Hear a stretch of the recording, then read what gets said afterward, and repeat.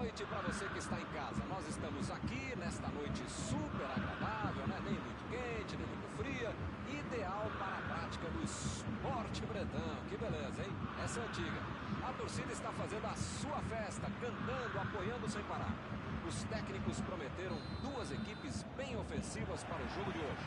E as escalações dos times parecem confirmar esta opção pelo ataque. Tomara que a gente tenha uma partida realmente legal.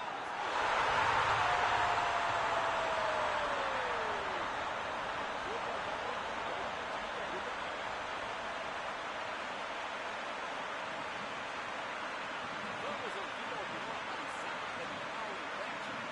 Os jogadores mais perigosos da equipe, todo o campeonato, e os caras deixam ele livre. Pedem para tomar gol, merecem tomar gol.